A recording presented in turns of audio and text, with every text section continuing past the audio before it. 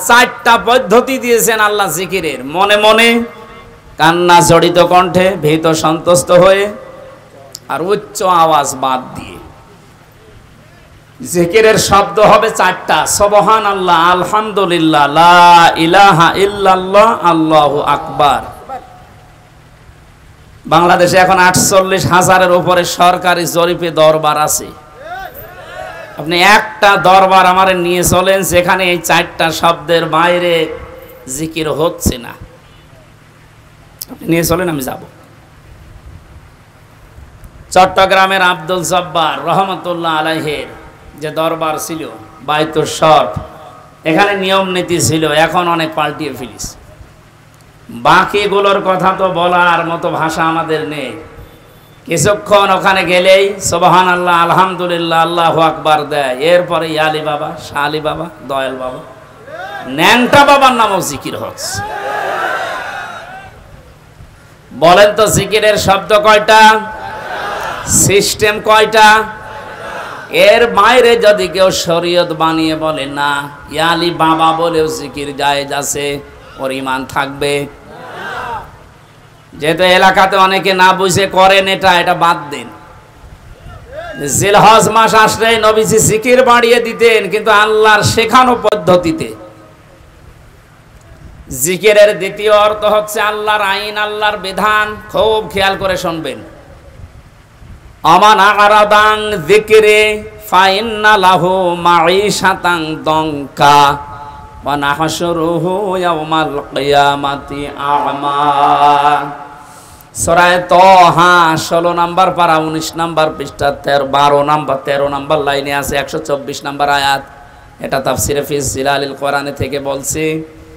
আল্লাহ তাআলা বলেন, আমার জিকির, আমার আইন, আমার নিয়ম কানুন বাদ দিয়ে যদি কোনো দুনিয়ায় কেউ উপায় করে, টাকা পয়সা ইনকাম করে, সম্পদ, আমি আল্লাহ ওর জীবন সংকীর্ণ করে দেব। এ কথা তো আমি বানালাম নাকি? বলেন বলেন, আল্লাহর কথা কি 100% সত্য? এটাতে কত অথেন্টিক, এখন বাস্তবতার দিকে তাকান, আপনি টের পাবেন। দঙ্কার আমি 27টা ব্যাখ্যা পেয়েছি তাফসিরে।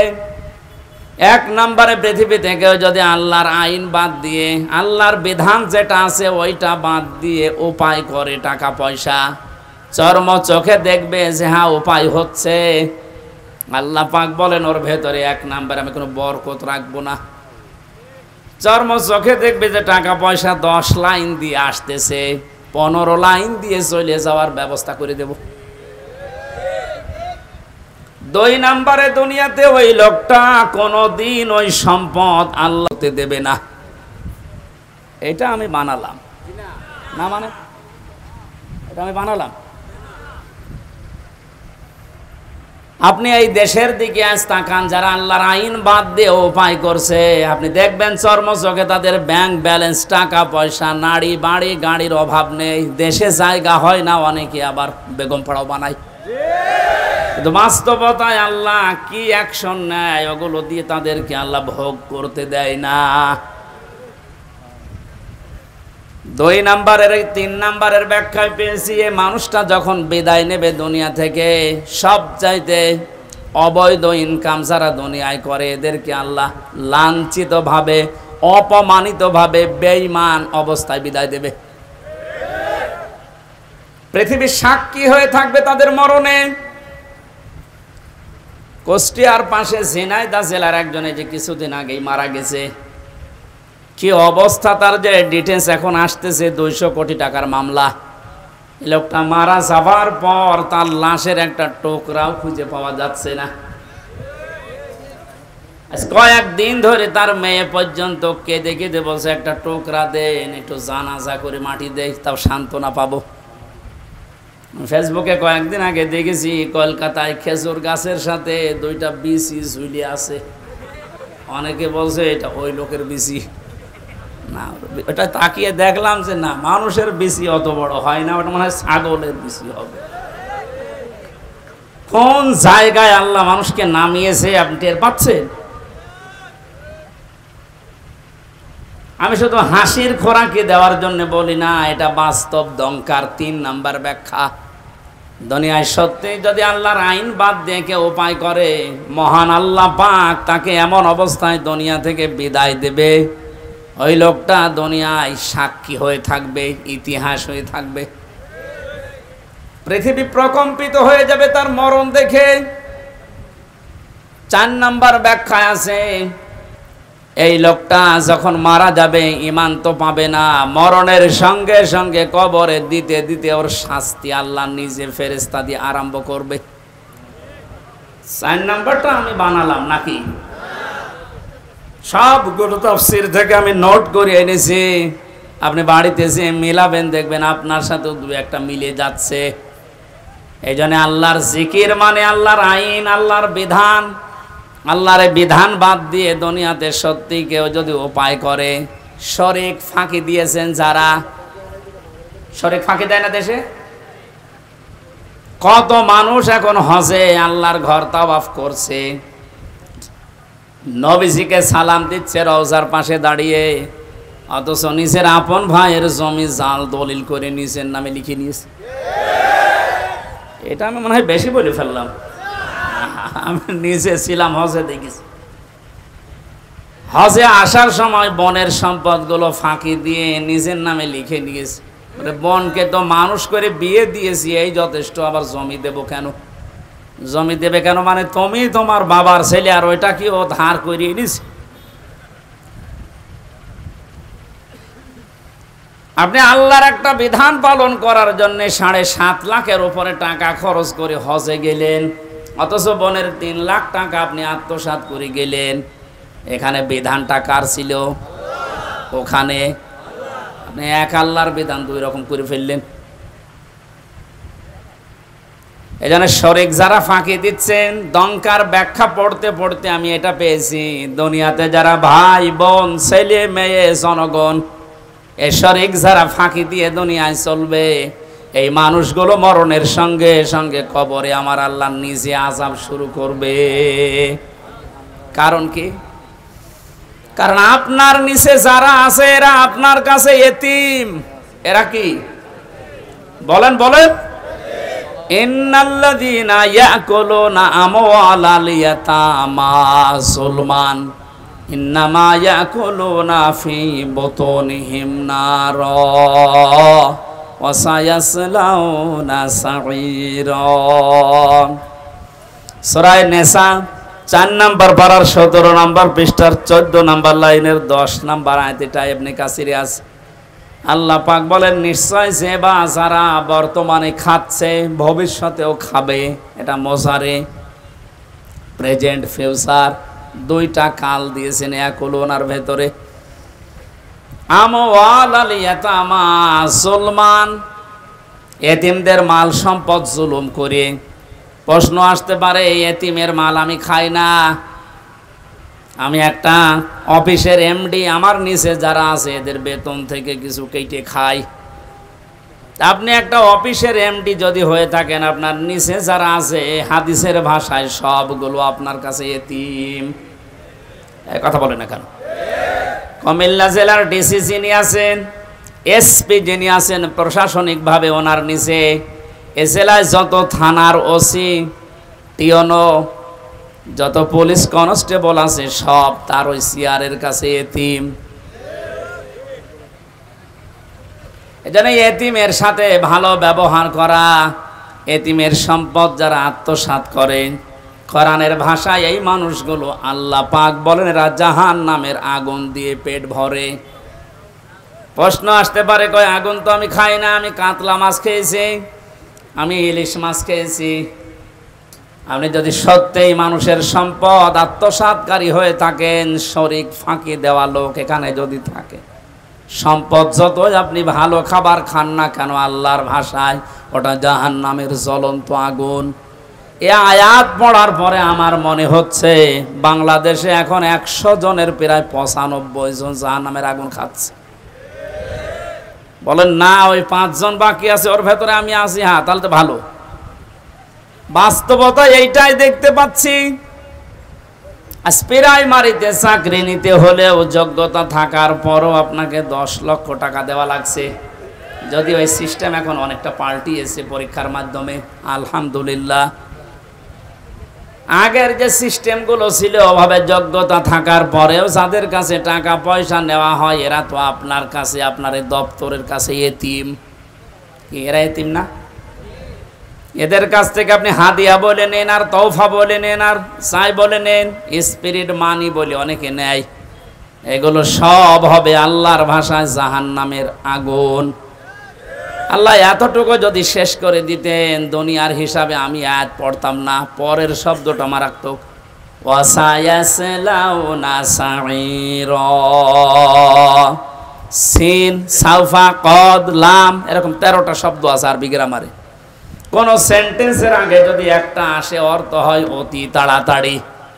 আল্লাহ পাক এখানে সিন দিয়ে জানিয়েছেন, মানুষের সম্পদ যারা ফাঁকি দিয়ে খাও, জোর করে জুলুম করে অন্যায় ভাবে খাও, মিথ্যা মামলা দিয়ে তারা জেলে দিয়ে তার পরিবারের কাছ থেকে অবৈধভাবে টাকা নাও, না এদেশে বন্ধ হয়ে গেছে? হাজারো মানুষ এরকম বিপদে আছে। শরীক ফাঁকি দিয়ে যারা খাও, এ মানুষগুলো শুধু মরতে দেরি, যেহেতু তুমি বেঈমান হয়ে মরবে, ঈমান পাবে না।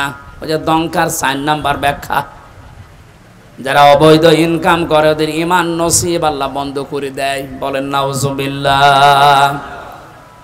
ওরা সঙ্গে সঙ্গে কবরে দেবেন। আল্লাহ নিজে বলেন জাহান্নামের আগুন সাঈর, যেটা এটা আমি লাগিয়ে দেব। এর আগে আমি বহুবার বলেছি, জাহান্নাম একটা, জাহান্নামের স্তর বা দরজা 7টা।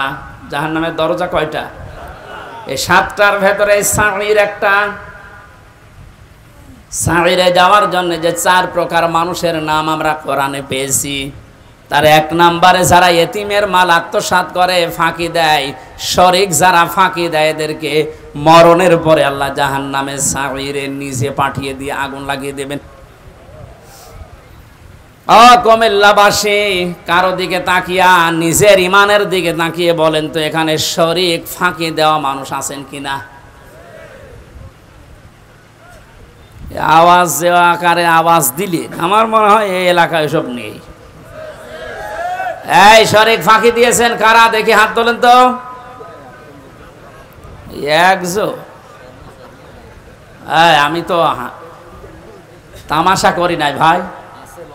সত্যি যদি এরকম থাকেন, আপনার ক্ষতি আপনি নিজে করছেন। যাদের জন্য আখের গোছাতে শরীক ফাঁকি দিচ্ছেন, আপনি চোখ বন্ধ করে দেখেন, এ মানুষগুলো একদিনও আপনার লাশকে বাড়িতে রাখতেও রাজি হবে না, বলবেন আজ জিন আসবে। অথচ তাদের আরামে শান্তিতে রাখার জন্য আপনি নিজের ভাইয়ের, নিজের বোনের সম্পদটা ফাঁকি দিয়ে রেখে দিলেন। আরে ভাই, আপনি এখনই যদি চোখ বন্ধ করে যান, আপনি তো বেঈমান হয়ে মারা গেলেন।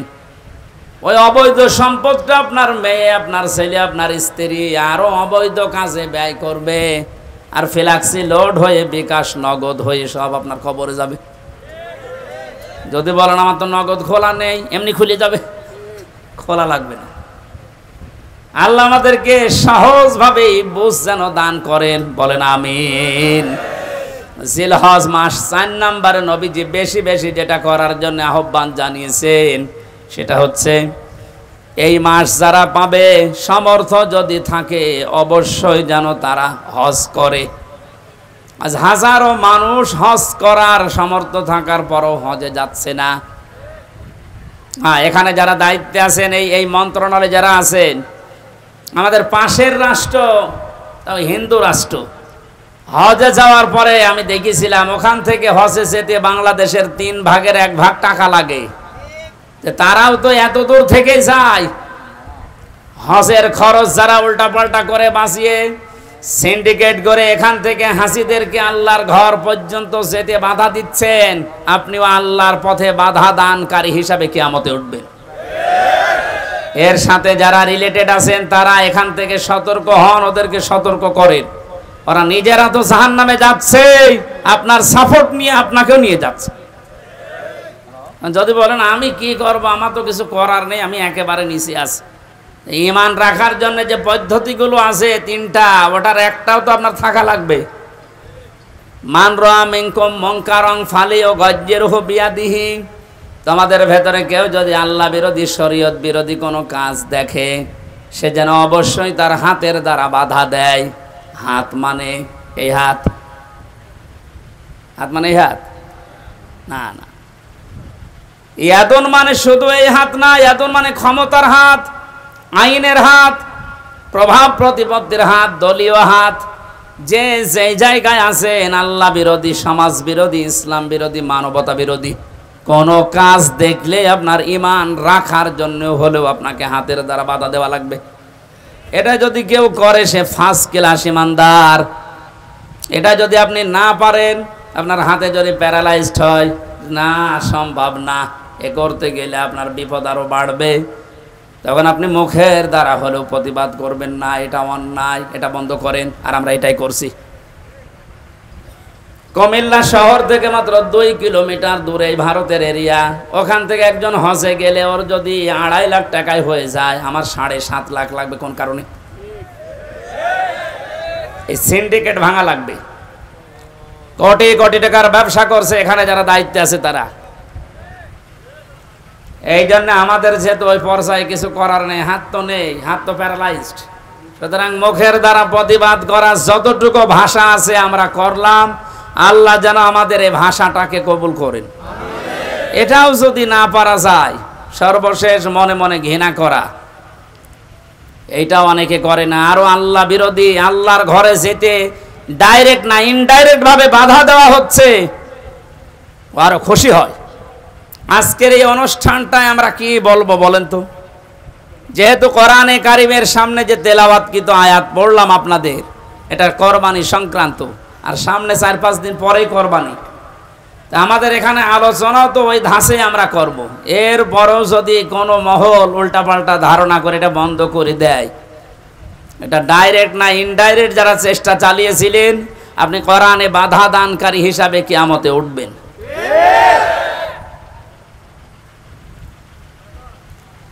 জাহান্নামের স্তর বলেছিলাম কয়টা? বলেন বলেন। এই 7টার ভেতরে একটা ভয়ঙ্কর দরজার নাম আছে। এই দরজা দিয়ে আল্লাহ তাদেরকে প্রবেশ করাবে যারা এই পৃথিবীতে কোরআনে কারিমের অনুষ্ঠানগুলোতে বাধা দেয়। আর এই দেশে এখন দিন দিন এই পজিশন বাড়ছে। মানুষ ওগুলো খুব বেশি না, কয়েকটা। আল্লাহ আমাদেরকে হেদায়েত দান করেন, বলেন আমিন। এই জন্য হজ করার সামর্থ্য যাদের আছে হজ অবশ্যই করে মারা যাবেন। হজ করার সামর্থ্য থাকার পরও যদি কেউ হজ না করে মারা যায়, নবীজি বলেন ও হয় ইহুদি হয়ে মরবে নাই খ্রিস্টান হয়ে মরবে, ওটা আমার দেখার দরকার নেই। জোরে বলেন নাউজুবিল্লাহ। জিলহজ মাসের এই আমলগুলো আমরা শুরু করতে পারি। আল্লাহ আমাদেরকে সবাইকে যেন তৌফিক দেন। সূরা মায়েদা 27 থেকে 34 এই আয়াতগুলো আমরা তেলাওয়াত করব এখন। এর আলোকে কোরবানির সামনে নিয়ে কিছু মাসলা মাসাইল আকারে তাফসীর নিয়ে কথা বলবো ইনশাআল্লাহ। জবান খুলে কোরআনের এই সোনালী আয়াতের অংশ বিশেষ একটু পড়েন। শয়তান যদি আশপাশে থাকে ও যেন চলে যায়। কারণ পৃথিবীর কোনো ইবাদত করার আগে আউযুবিল্লাহ পড়া লাগে আমি পাইনি। নামাজ পড়তে হলে আউযুবিল্লাহ পড়া লাগবে, আছে? যদি না পড়েন আপনার নামাজ হবে না, এই কথা কেউ বলতে পারে না। রোজা রেখেছেন আউযুবিল্লাহ পড়েননি, আপনার রোজা হবে না। এই যে হজে যাচ্ছে যারা আউযুবিল্লাহ পড়েনি, হজ হবে না। কোরআন পড়তে গেলে যদি কেউ আউযুবিল্লাহ না পড়ে, কোরআন পড়া তো হবে না, আরো আবার গুনাহ হবে। কারণ এটা ওয়াজিব তরক করার গুনাহ হবে। ফাইদা ক্বরাতাল কুরআনা ফাস্তাইজ বিল্লাহি মিনাশ শাইতানির রাজিম। হে নবী, আপনি যখন কোরআন আরম্ভ করবেন তখন আল্লাহর কাছে আশ্রয় চান শয়তান থেকে। এটা কি নফল না ওয়াজিব? বলেন বলেন। কেন এত গুরুত্ব বলেন তো? নামাজের মতো, রোজার মতো, হজের মতো এত বড় বড় বিধান পালন করতে গেলে আউযুবিল্লাহ পড়া লাগছে না, অথচ কোরআন পড়তে গেলেই পড়া লাগে। এই কারণেই, কারণ অন্যান্য ইবাদতে শয়তান মানুষকে যত না ধোঁকা দেয়, কোরআনের কাছে আসলে তার চাইতে বেশি ধোঁকা দেয়। কারণ শয়তান জানে যদি ওর কাছে আসে, আর এটা যদি জানে আমি শয়তানি করব কোথায়, কারণ শয়তানি করার জায়গা থাকবে না। এই জন্য সবচাইতে বড় বাধা ওর কোরআনের কাছে মানুষ আসতে চাইলেই ও বিভিন্ন অ্যাঙ্গেলে বাধা দেয়। আজকেও বাধা দিচ্ছিল। এই জন্য আশপাশে যদি থাকে শয়তান, সে মানুষ হোক আর জিন হোক, ও যেন চলে যায়। বলেন আউযু বিল্লাহি মিনাশ শাইতানির রাজিম বিসমিল্লাহির রহমানির রহিম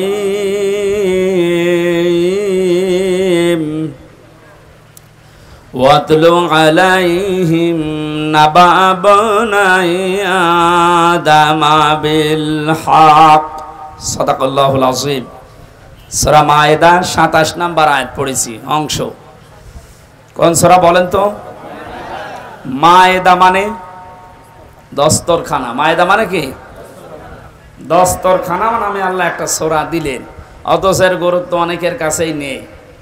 দস্তরখানা বিছিয়ে খাবার খাওয়ার সিস্টেম এখন এই টেবিল চেয়ার এসে অনেক উঠে গেছে। নবীজি নিচে মাটিতে বসে খাবার খেতেন দস্তরখানা বিছিয়ে, কিন্তু এখন এই সিস্টেমগুলো বাদ হয়ে যাচ্ছে। কেন এই সিস্টেম ছিল বলেন তো? আল্লাহর নবী জানিয়েছেন কেউ যদি দস্তরখানা বিছিয়ে পড়ে যাওয়া খাবারগুলো তুলে খেতে পারে, ও যেন জান্নাতের হুরদের দেন মোহর আদায় করে ফেলেছে। সুবহানাল্লাহ, একটু বুঝে শুনে বলেন। আপনি কি এখনো মারা গেছেন? বলেন না কেন? জান্নাতে গেছেন? বলেন বলেন। হুরদের সাথে বিয়ে আপনার হয়েছে? দেন মোহর তো দূরের কথা, এখনো মারা যাননি, জান্নাতেও যাননি, হুরদের সাথে বিয়ে হয়নি, তো দেন মোহর আদায় হবে কথা বললেন কেন? ছোট্ট একটা আমল মাত্র। সত্যিই যদি আপনি এই আমল এখন থেকে জীবনে আরম্ভ করতে পারেন, বিজ্ঞান এখন জানিয়েছে কেউ যদি মাটিতে বসে, পাটিতে বসে, নিচে বসে নবীজি যেভাবে খাবার খেতেন ওই খাবারের সুন্নত আদায় করে খাবার খেতে থাকে, খেতে খেতে ওর অর্ধেক খাবার হজম হওয়ার কথা, কারণ ওইভাবে পেটে বসলে পেটে চাপ লাগে। আর আমরা যেভাবে বসে খাই ওভাবে ওই সিস্টেম নেই, আমরা দিন দিন পাল্টিয়ে ফেলছি। দস্তরখানায় পড়ে যাওয়া খাবারটা খেলে কত বড় একটা সুসংবাদ পাওয়া যাচ্ছে, আমি এখনো মারাই গেলাম না, জান্নাতও পাইনি, হুরদের সাথে আমার বিয়েও হয়নি এখনো, অথচ দেনমোহর আদায় হয়ে গেছে। তার মানে নবীর এই কথার সিগনিফিকেন্স হচ্ছে আমি যেন জান্নাতে প্রবেশ করে ফেলেছি। ছোট আমল আমরা যেন না ছাড়ি, ছোট মনে করি, এটা অনেক বড় আমল। 2 নম্বরে বিশ্ব নবী বলেন, কোন মানুষ যদি দস্তরখানায় পড়ে যাওয়া খাবার তুলে খেতে পারে, ওর শরীরের ভেতরে যে 360টা হাড় আছে, জোড়া দেওয়া আছে হাড়গুলো, এই হাড়গুলোর সাদগা আমার আল্লাহ আদায় করে দেন। সাহাবায়ে কেরামের সামনে যখন এই হাদিসটা বলা হয়েছিল, গরিব সাহাবীরা বলে, হে নবী আমরা গরিব মানুষ, 360টা হাড়ে এই যে জোড়া দেওয়া আছে, যে আঙ্গুলের ভেতরে জয়েন্টগুলো আছে, এই কেনুয়ের ভেতরে জয়েন্ট আছে, হাঁটুর ভেতরে জয়েন্ট আছে, 360টা আছে জোড়া জয়েন্ট। আপনি যদি দস্তরখানায় পড়ে যাওয়া খাবার খান, এর যে সাদগা হয়, এই সাদগাগুলো আল্লাহ নিজে আদায় করে দেয়। বলেছিলেন, হে নবী আমরা এত সাদগা আদায় করব কি করে? বিশ্ব নবী তখন এই আমলটা দিয়েছিলেন। আল্লাহ সাহাবীদের মতো এই আমলটা আমাদেরও করার তৌফিক দিন, আমিন। আর একটা কথা হাদিসে আছে, কেউ যদি মসজিদে কোনো ময়লা পড়ে থাকতে দেখে আর নিজের কাজ মনে করে ওটা তুলে ফেলে দেয়, তাহলে এই হাড়গুলোর জয়েন্টের সাদগা আদায় হয়। আমরা মসজিদের ময়লার দায়িত্ব মনে করি শুধু মসজিদের আর খাদেমের, আর আমরা সব আল্লাহর ওলি। মসজিদে আল্লাহর ঘরে কোনো কিছু যদি পড়ে থাকে ময়লা জাতীয়, ওটা তুলে ফেলে দেওয়া, এ দায়িত্ব কি শুধু মসজিদের খাদেমের, মুয়াজ্জিনের? আপনার কাছে যে প্রতিদিন সাদগা দেওয়া লাগবে, কি দিয়ে দেবেন? এরকম কিছু কাজ করা। এমনকি রাস্তায় কোনো কষ্টদায়ক বস্তু যদি পড়ে থাকে, ওইটা যদি কেউ তুলে ফেলে দেয়, সে যেন তার ঈমান আছে এটার প্রমাণ দেয়। আমি শুধু সুবহানাল্লাহ বলার জন্য বলছি না, এখানে খেয়াল করেন, রাস্তায় কোনো কষ্টদায়ক কাটা হোক, একটা ইট হোক, ময়লা হোক পড়ে আছে, জনগণের কষ্ট হয়, এটা তুলে ফেলে দিলে নবীজি বলেন তোর ভেতরে ঈমান আছে, এটার প্রমাণ হচ্ছে যে ঈমান আছে। যে মুসলমানের ঈমানের 77টা শাখা, তার সর্বনিম্ন শাখা রাস্তার কষ্টদায়ক বস্তু তুলে ফেলে দেওয়া। সেই মুসলমান কোন মানুষকে দুনিয়ায় কষ্ট দিতে পারে, এটা কি বিশ্বাস করার মতো? সুতরাং অন্যান্য জাতির উপরে যে উল্টাপাল্টা কাজগুলো হয় মাঝে মাঝে দেখি এই দেশে, এগুলো কোনো মুসলমানের কাজ না, কাজ ওদেরই আমাদের উপর চাপিয়ে দেয়।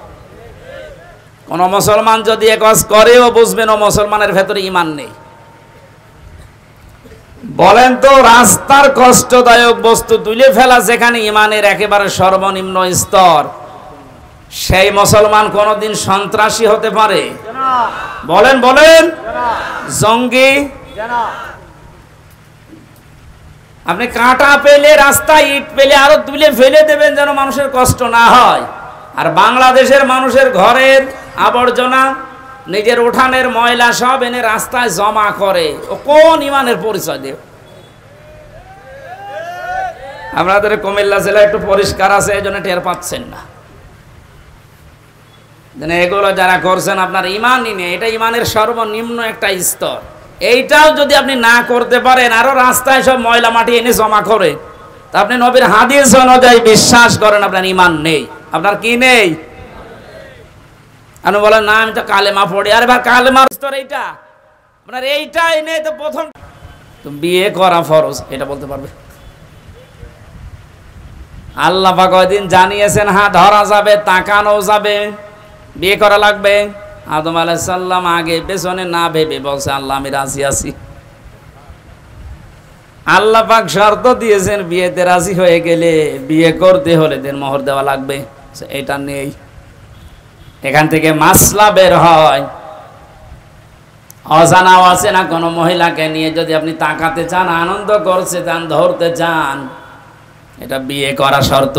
বিয়ের আগে প্রেম বলেন, ভালোবাসা বলেন, পবিত্র বলেন, কিছুই জায়েজ নেই।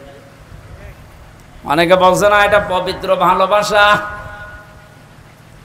প্রেমিকার মাথায় পর্যন্ত হাত দিয়ে বলছে, আল্লাহর কসম আমি তোরে ভুলে যাব না। এটা জায়েজ আছে? আরে তুই হাত দিলি কোথায়? বিয়ের আগে তোর মাথায় না ওর দিকে তাকানো যাচ্ছিল না, আর তুই মাথায় হাত দিয়ে বলছি, তোমার মাথায় হাত দিয়ে আল্লাহর কসম করছি তোমার ভুলে যাবো না। পুরাটাই গোনা, জিনা হয়ে গেছে। আদম নবী আলাইহিস সালাম যখন বলেন আমি রাজি আছি, আল্লাহ বলেন আগে বিয়ে করো, দেন মোহর কই? বলে নেই। আল্লাহ পাক সুযোগ দিয়ে জানিয়েছিলেন, আমার নবী মুহাম্মদুর রাসূলুল্লাহর উপরে 10 বার দরুদ শরীফ পড়ো, এইটাই দেন মোহর হিসাবে মেনে নিলাম। বিয়ে করার পরে আল্লাহ এবার তাকে আদেশ দিলেন, আমরা যারা আদম নবীর সন্তান এখানে বসে আছি, মিলান তো আপনার জীবনে এটা আছে কিনা বলবো। অকুলনা ইয়া আদাম উসকুন আনতা ওয়া যাওজুকাল জান্নাতা ওয়া কুলা মিনহা রাগাদান হাইসু শি'তুমা ওয়ালা তাকরাবা হাযিহিশ শাজারাতা ফাতাকুনা মিনাজ জালিমিন। জন্মের পর থেকে আয়াতটা আমিও শুনেছি। এর ভেতরে যে এত গুরুত্বপূর্ণ 4টা শিক্ষা আছে, অনেকে আমরা জানি না। আলেম যারা আছেন তাদেরকে আবার বলছে, একটু খেয়াল করেন। হযরতে আদম নবীকে আল্লাহ আলাইহিস সালামের সাথে বিবাহ পড়িয়ে দিলেন, জিবরাইলকে সাক্ষী দিয়ে, ডাক দিয়ে বললেন, আদম তোমার বউকে নিয়ে এবার তুমি যাও জান্নাতে। জান্নাত আদম আলাইহিস সালামের বাড়ি আর আমাদের বাবার বাড়ি। এই কথা বললেন এখন, জান্নাত আমাদের, আরো জোরে বলেন, বলেন আরেকবার। তাহলে আয়াত থেকে প্রথম মাসলা বের হয়, বিয়ে করার পরে বউ নিয়ে বাবার বাড়ি যাওয়া লাগবে। আর অনেকে এখন ঘর জামাই থাকে না, এ জেলায় নেই। বিয়ে করে বউ নিজের বাবার বাড়ি নিয়ে যাওয়া লাগবে, আর আপনি সহ থেকে যাচ্ছেন। 2 নম্বরে ওয়াকুলা মিনহা রাগাদান হাইসু শি'তুমা। আলেমদেরকে বলছি, আল্লাহ কিন্তু আংতা ওয়াকুলা এ শব্দ দিতে পারতেন, মাঝখানে আংতা নেই। আজ বাংলাদেশ সহ বিশ্বে যারা নারী স্বাধীনতা আন্দোলন নামে, নারী মুক্তি পরিষদ, নারী বিপ্লব পরিষদ, এরকম 13টা সংগঠন এই দেশে এখন কাজ করছে নারীর স্বাধীনতা দেওয়ার জন্যে। আপনি নারীকে আর কি সম্মান দেবেন, কি অধিকার দেবেন? আল্লাহর কোরআনের আয়াতের দিকে তাকান। পৃথিবী তৈরি হওয়ার পরে আল্লাহ নারীদেরকে কি অধিকার দিয়ে দিয়েছেন? আল্লাহ বলেন, বিয়ে করে বউ বাড়িতে নিয়ে যাওয়ার পরে নিচে খাবে হবে না, আংতা নেই। আল্লাহ বলে না কোলা একবারে দিয়ে বসন দিয়েছি, তুমি যেই মানের খাবার খাবে, যেই মানের পোশাক পরবে, যেই মানের ঘরে থাকবে, স্ত্রীকে ওই রকম জায়গায় ওই রকম খাবার ওই রকম পোশাক দেওয়া লাগবে। এটা নফল না, এটা ফরজ। আজ হাজারো পরিবারে এইটা নেই, এই জন্য অশান্তি। এই আমার কথা বুঝতেছেন? নিজে তো বাইরে ভালো মন্দ ভালোই খাচ্ছে, যাওয়ার সময় বর জন্য বাদাম নিয়ে যাচ্ছে। আপনি যে মানের খাবার খেয়েছিলেন, যে মানের পোশাক পরেছিলেন, যেই মানের থাকেন, ওইভাবে তার ব্যবস্থা করে দেওয়া লাগবে। এটা নির্দেশ আল্লাহর আদম নবীর উপরে। আল্লাহ বলতে পারতেন আংতা, হে আদম তুমি মরণের খাওয়া খাও, এরপরে যদি থাকে বউকে দাও না। একবারেই কোলা দিয়ে আল্লাহ মেয়েদেরকেও আমাদের সাথে শামিল করে দিয়েছেন সমান। 3 নাম্বারটা তো আরো কঠিন। হাইসো সে তোমা, যেখানে ইচ্ছা যাবে এই বাগানে এই জান্নাতে, যা ইচ্ছা খাবে। তার মানে আয়াত থেকে মাসলা বের হয়, বিয়ে করার পরে বউকে তালাবদ্ধ হয়ে ঘরে বসিয়ে রাখবেন না, মাঝে মাঝেই তাকে বেড়াতে নিয়ে যান বিভিন্ন জায়গায়। আপনি এমন এমন জায়গায় নিয়ে যাবেন যেন সে আনন্দ পায়। এমন একটা অনুষ্ঠানে নিয়ে যান। হ্যাঁ, এখানে আর শেষের শব্দ একটু ঝামেলা আছে। আল্লাহ বলেন হাইসো সে তোমা, তুমি নিয়ে যাও যেখানে ইচ্ছা, যাও যা ইচ্ছা খাও। দোয়ালা তাকরাবা হাদিহি শাজারা, এই গাছের কাছে যাবে না। কোন গাছ? না, এটা আমিও জন্মের পর থেকে শুনছি যে গন্ধম গাছ। আরে ভাই, এটা যদি শুধু গন্ধম গাছ উদ্দেশ্য হবে, এতে দুনিয়ায় আয়াত নাজিল করার আল্লাহ দরকার কি? আধুনিক তাফসীর গুলো আপনি দেখবেন, সেখানে শুধু গন্ধম গাছ না, প্রায় 33টা অর্থ লেখা আছে। আপনার বউ নিয়ে আপনি এমন বর্ডার পার হওয়া যাবে না যে বর্ডার পার হলে আপনি আবার বিপদে পড়েন। কুমিল্লা শহর থেকে 2 কিলোমিটার পরে ভারতের কি বর্ডার, বলেন না কেন? পাসপোর্ট বাদ দিয়ে, ভিসা বাদ দিয়ে কেউ যদি যায় নিরাপদে যেতে পারবে? ওটা সীমানা, বর্ডার। আল্লাহ পাক বলেন আমারও বর্ডার আছে দুনিয়ায় 500। কত? আপনি 500 বর্ডার জানেন? এগুলো শরীয়তের বর্ডারের ভেতরে দেওয়া আছে। দুনিয়াতে বিবাহ করার পরে বউ নিয়ে আসবা, খাবা, চলাফেরা করবা, অনুষ্ঠানে যাবা, কোনো বাধা নেই। কিন্তু সাবধান, আল্লাহর বর্ডার যেন পার না হয়। এমন অনুষ্ঠানে যাওয়া যাবে না যেখানে গেলে নিজেরও পর্দা থাকে না, বউরও পর্দা থাকে না। এরকম অনুষ্ঠান দেশে নেই? শিশু মেলায় যাচ্ছে বউ নিয়ে, শিশু নেই, শুধু শিশুর খালার আর মামারা। ওখানে গেলে আপনার আরো অ্যাক্সিডেন্ট হবে। সুতরাং যদি জানেন যে এখানে গেলে নিজেরও আল্লাহর বিধান মানা যায় না, বউ মানতে পারবে না, ওইরকম অনুষ্ঠানে যাওয়া যাবে না। ওইরকম বিবাহ অনুষ্ঠানে যাওয়া যাবে না যেখানে গেলে নিজে আল্লাহর বর্ডার পার হয়ে যাওয়া লাগে, স্ত্রীও পার হতে বাধ্য হয়। এখন যদি বলেন না গেলে আবার আত্মীয়তা থাকে না, আল্লাহর বিধান বাদ দিয়ে যদি আত্মীয়তা নষ্ট হয়ে যায়, যাক, ওইরকম আত্মীয় দরকার নেই। যে আত্মীয়র কারণে জাহান্নামের আগুনে যাওয়া লাগবে, ওইরকম আত্মীয় থাকার চাইতে না থাকাই ভালো। লা তাআতা লিমাখলুকিন ইল্লা বিমাসিয়াতিল খালিক। আল্লাহর নাফরমানি হয়, এরকম কোন কাজ দুনিয়ায় কারো অনুসরণ করা, আনুগত্য করা জায়েজ? বলেন বলেন। আল্লাহ ছোট কথাটা আমাদেরকে বড় পরিসরে বোঝার তৌফিক দিন। সুতরাং বউকে নিয়ে এমন কোনো অনুষ্ঠানে, এমন কোনো জায়গায় যেতে পারবেন না যেখানে গেলে আল্লাহর বিধান আর মানা যায় না। যদি কেউ যায়, ফাতাকুনা মিনাজ জালিমিন, সে জালেম হয়ে যাবে। আর জালেমদের জন্য আল্লাহ নিজে মামলা রেডি করে রেখেছে। বলেন নাউজুবিল্লাহ।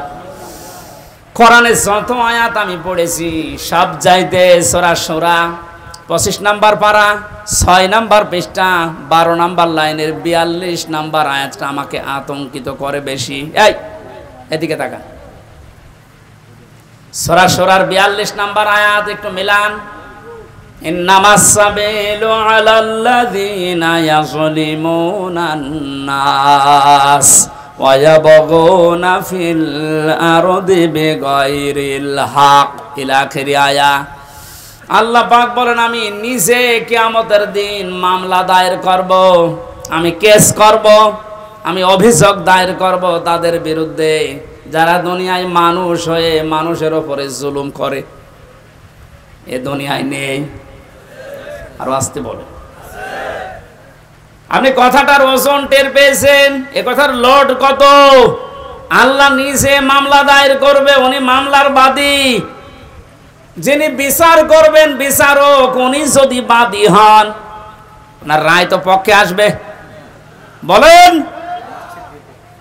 এই আয়াতটা পড়ার পরে আমার নিজেরই মাঝে মাঝে ভয় লাগে, আল্লাহ আমি আবার মামলার আসামি হয়ে গেলাম না তো? কারণ আমার নফসের ওপরে আর মাঝে মাঝে জুলুম হয়ে যাচ্ছে, আমার পরিবারের ওপরে জুলুম হয়ে যাচ্ছে, সমাজের মানুষের প্রতি আমার যে দায়িত্ব ছিল আমি পালন না করে আমি জুলুম করে ফেলছি। এই জন্য যে যত বড় দায়িত্বে আছে কিয়ামতের দিন ওই দায়িত্ব সম্পর্কে আল্লাহ তার কাছে পুঙ্খানুপুঙ্খানু হিসাব নেবে। প্রতিটি জিনিস যেহেতু নিয়ামত, এরপরে বাকি কথা। কয়েকদিন আগে একটা কনফারেন্স হচ্ছিল, আমি মদিনায় ছিলাম। এই যে এতটুকু একটা বাচ্চা আব্দুর রহমান, বিশ্ববিখ্যাত হাফেজ, বিচারক ওকে ডাক দিয়ে বলছে তোমার যে চোখ নেই, তুমি অন্ধ, এই 11 বছর বয়সে কোরআনের হাফেজ হয়ে গেছে, তাও যেমন তেমন হাফেজ না, বিশ্বের ভেতরে সেরা যারা তাদের ভেতরে তুমি একজন, তোমার যে চোখ নেই, আল্লাহর ওপরে তোমার কোনো অভিযোগ নেই। ছেলেটা কেঁদে ফেলেছে, ডাক দিয়ে বলে বিচারক আমার কোনো অভিযোগ নেই, আমি আরো আনন্দে আছি। বিচারপতি ডাক দিয়ে বলছে তোমার কোনো অভিযোগ নেই, আনন্দে আছো মানুষ? ছেলেটা বলছে হুজুর যেদিন বিচার শুরু হবে, আসল বিচার কিয়ামতে, আমি তো কোরআনে কারিমের আয়াত পড়েছি আপনার সামনে, সুম্মা লা তুসালুনা ইয়াউমাইযিন আনিন নাঈম, কিয়ামতের দিন প্রতিটি নিয়ামতের হিসাব আল্লাহ নিচে ধরবেন। আমার পা থেকে শুরু করে মামারা যখন মাথা পর্যন্ত হিসাব আল্লাহ শুরু করে দিয়েছে, যে পা দিয়ে, এরপরে হাঁটু দিয়ে, এরপরে পেট দিয়ে, হাত দিয়ে, আস্তে আস্তে আমার কাছে চোখের কাছে যখন আসবে, আমি আল্লাহকে বলতে পারবো অন্তত মাবুদ একটু দাঁড়ান, আপনি চোখের হিসাব আমার কাছে নেবেন, আমার তো দুনিয়ায় চোখ ছিল না, এদিকে তাকে হলেও দয়া করে আমার হিসাবটা আপনি সহজ করে দেন। আল্লাহ নিজে বিচারপতি হবেন। ও কুমিল্লাবাসী, কি মনে হচ্ছে আপনার কাছে আমি জানি না, কথাটা নরম হলেও অনেক বড় কথা এটা। আল্লাহ নিজে বিচারপতি আর নিজে মামলার বাদী। এই দেশে যে যত বড় দায়িত্বে আছে, সে যদি আপনার মামলার বাদী হয়, জেল থেকে বেরানো আপনার কঠিন হবে। কথা বলেন না কেন? প্রধানমন্ত্রী শেখ হাসিনা যদি আপনার বিরুদ্ধে মামলা দেয়, আপনি তো কালকেই বের হয়ে যাবেন নাকি? সুতরাং যে যত বড় ক্ষমতাশালী, সে যদি মামলার বাদী হয়ে যায়, পৃথিবীতে সবচাইতে বড় ক্ষমতার মালিক কে বলেন তো? আল্লাহ আয়াতে জানালেন আমি নিজে তোর বিরুদ্ধে মামলা দেব। এই জন্য আল্লাহর বিধানগুলো ওভারটেক করে পার করে ফেলে আমরা যেন আল্লাহর মামলার আসামি হয়ে না যাই, এগুলো খুব হিসাব নিকাশ করে পা ফেলা দরকার। আদম নবীর সন্তানের কাহিনীগুলো আল্লাহ এবার শোনাতে চেয়েছেন কেন? এবার খেয়াল করেন। আল্লাহ পাক বলেন, হে নবী আপনার উম্মতদেরকে যখন পাবেন তাদের সামনে আমার এই আয়াতগুলো তেলাওয়াত করে শোনান। এটা হাজার হাজার বছর আগে হযরতে আদম নবীর 2 সন্তানের কাহিনী। এই মেয়ে লোক নিয়ে তারা ঝগড়ায় বিপদে নিমজ্জিত হয়েছিল। শেষ পর্যন্ত আদম নবীর শরীয়ত অনুযায়ী তাদেরকে বলেছিলাম তোমরা কোরবানি করো। আমাদের যেমন পশু করার নিয়ম, ওই সময় নিয়ম ছিল আলাদা। ওরা এরকম চাটিয়াল ময়দানে পশু জবাই করে রেখে আসতো, আগুনের ঝলক আকাশ থেকে এসে পড়িয়ে ফেলতো, তারটা কবুল হয়ে যেত, আর যারটা পড়ে থাকতো তারটা কবুল হতো না। আমার মনে হয় এই শরীয়ত যদি এখন আমাদেরও থাকতো, এই দেশে কত মানুষের কোরবানি ধরা পড়ে যেত। আমার ভাইরা, বেশি সময় হয়ে গেল, শেষ করে দিই নাকি? আমার তো কেবল আয়াত শুরু হচ্ছে, গরমের ভেতরে তো আসলে 1 ঘন্টা হয়ে গেছে, শেষ করে দিই। জিনা মানে এই যে মানুষগুলো ব্যস্ত না, এদের আরো কাজ আছে, আমারও কাজ। হ্যাঁ চালাবো, ছেড়ে দিই। এত এত লং টাইম কথা বলায় গরমের ভেতরে। তারা কোরবানি দিয়েছিল, একজনেরটা যখন কবুল হওয়ার পরে আর একটা হয়নি, প্রতিহিংসার বশবর্তী হয়ে হাত উত্তোলন করেছিল মারার জন্য। আল্লাহ রাব্বুল আলামিন এই কাহিনীটা শোনানোর মাধ্যমে আমাদেরকে সতর্ক করছেন, এ দুনিয়াতে কেউ যদি কাঙ্ক্ষিত মানের জায়গায় যেতে না পারো, যার কারণে যেতে পারো না, ওর প্রতি প্রতিশোধ পরানো হলে তার ক্ষতি করো না, যেটা সবচাইতে বেশি আমরা করি। ইদ ক্বাররাবা কুরবানান ফাতুকব্বিলা মিন আহাদিহিমা ওয়া লাম ইউতাকাব্বাল মিনাল আখার ক্বালা লা আকতুলান্নাক। এই কাবিল তখন ডাক দিয়ে বলেছিল, ভাই তুমি কি এমন কাজ করো যে তোমারটা আগুনের ঝলক এসে পুড়িয়ে ফেলেছে? আমিও তো তোমার সাথেই বসবাস করি, আমারটা নিয়ে নিল না। তুমি যেহেতু পথে এখন বাধা হয়ে আছো, তোমার এই রাখবো না, তোমার শেষ করে দে। হযরতে কাবিল হাবিল ওই সময় যে কথাটা বলেছিল, শুধু ওই সময়ের জন্য না, এটা কিয়ামত পর্যন্ত আয়াতটা কোরআনে থাকবে, এখন আছে, আমাদের জন্য শিক্ষা হচ্ছে। হাবিল বলেছিল, ক্বালা ইন্নামা ইয়াতাকাব্বালুল্লাহু মিনাল মুত্তাকিন। হে ভাই কাবিল, কান খাড়া করে শোনো, দুনিয়াতে শুধু তাকওয়া, মুত্তাকি যারা, এই মানুষগুলোর সম্পদ, জীবন আল্লাহ কবুল করে থাকেন। আয়াত দ্বারা প্রমাণিত। আমরা যারা কোরবানি এখন দিচ্ছি, সামনে কেনার জন্য প্রস্তুতি নিচ্ছেন, আপনি যদি মুত্তাকি হতে না পারেন, আপনার জীবনের কোরবানি কিন্তু কবুল হবে না। কোরআনে কারিমে আল্লাহ যেখানে কোরবানি শব্দের ব্যাখ্যা দিয়েছেন যে কোরবানি করো, ওর আগের শব্দে আমার আল্লাহ দিয়েছেন নামাজের কথা। এই জন্য এখানে যারা নামাজ আদায় করেন না বা নামাজ পড়েন না, নামাজের শিক্ষা যাদের জীবনে নেই, এক কথায় ফতোয়া দেওয়া যায় যে আপনার কোরবানি হচ্ছে না। ফাসাল্লি লিরাব্বিকা ওয়ানহার, আগে কোরবানি করো, এরপর নামাজ পড়ো। বলেন বলেন। এই জন্য নামাজ যারা পড়ে না, তাদের সাথে ভাগ দিলেও আপনারটা হবে না। এটা একটু কড়া হয়ে গেল। আরে ভাই, এই যে পুরাটা মিলে হাত, এতটুকু যদি না থাকে, বাকিটুকু দিয়ে কিছু করা যাবে? যদি বলেন একটু চুলকিয়ে দেন তো কোনো জায়গায়, এতটুকু দিয়ে চুলকাতে পারবেন? আল্লাহ ফাসাল্লি আগে দিয়েছেন যে নামাজ আদায় করো আগে। আরে নামাজের শিক্ষার ভেতরে যে 27টা আছে, তার ভেতরে একটা শিক্ষা হচ্ছে ওয়ানহার, কোরবানি করো। কোরবানি এটা শুধু পশুর ভেতরে সীমাবদ্ধ না, ইসলাম মানতে গিয়েও আপনাকে কোরবানি করা লাগবে। আপনার সম্পদ, আপনার জীবন, আপনার সময়, আপনার লেখনী, আপনার বক্তব্য সব যেন আল্লাহর জন্য, ইসলামের জন্য, আপনি কোরবানির জন্য প্রস্তুতি নিতে পারেন। এই শিক্ষা 1 বছর পর পরে আমাদের দিতে আসে। পশু কোরবানি করার আগেই নিজের ভেতরের পশুত্বকে যদি আমরা কোরবানি করতে না পারি, কিয়ামত পর্যন্ত হায়াত বেও আপনার কোরবানি আপনি ওই কাবিলের মতো কবুল করাতে পারবেন না। এই জন্য যারা জবাই করার জন্য প্রস্তুতি নিচ্ছেন, কোরবানি পশুর গলায় ছুরি দেওয়ার সঙ্গে সঙ্গে এই নিয়ত করবেন, আল্লাহ আমার ভেতরের যে পশু আছে, অহংকার, হিংসা, দাম্ভিক্য, এটাও আমি আজকে জবাই করে দিলাম। এইরকম কোরবানি দেওয়া মানুষ বাংলাদেশে ভরি ভরি। আল্লাহ, যারা আমরা কোরবানি দিচ্ছি, এভাবে কোরবানি দেওয়ার তৌফিক আমাদেরকে তুমি দান করো, যেন কাবিলের মতো হয় না, হাবিলের মতো কবুল হয়ে যায়। বলেন আমিন।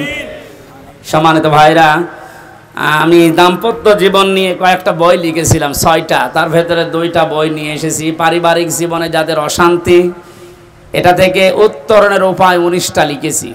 আমার কাছে বইটা আছে, আপনারা নিয়ে বাড়িতে মেয়েকে, বউকে, মাকে, ফুফুকে, মেয়েদেরকে পড়াবেন। পরকীয়া, প্রেম সংক্রান্ত বিষয়গুলো কোরআন এবং হাদিস থেকে সূক্ষ্ম সূক্ষ্মভাবে বের করে আমরা লিখেছিলাম। আল্লাহ আমাদেরকে বাস্তবে এটা আমল করার তৌফিক দিন। প্রচণ্ড গরম আর সবাই ব্যস্ত আমরা, এই জন্য অনেক রাত হয়ে গেছে, শেষ করে দিচ্ছি। আগামীতে মাহফিলগুলো আমরা শীতের সময় নেব, এই গরমের সময় আসলে এগুলো হয় না। এই পারভেজ ভাই উনি বাইরের দেশ থেকে এসেছিলেন, সিঙ্গাপুরে না কোথায় থাকে উনি, আসলে এই সময় তো মাহফিল হওয়ার কথা না, তারপরে ওনার ডাকে সাড়া দিয়ে সে কুষ্টিয়া থেকে এসেছিলাম আপনাদের মেহমান হয়ে।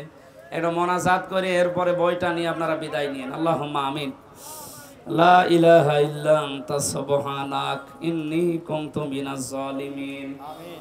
লা ইলাহা ইল্লা আনতা সুবহানাক ইন্নী কুনতু মিনাজ জালিমিন। ফাস্তাজাবনা লাহু ওয়া নাজ্জাই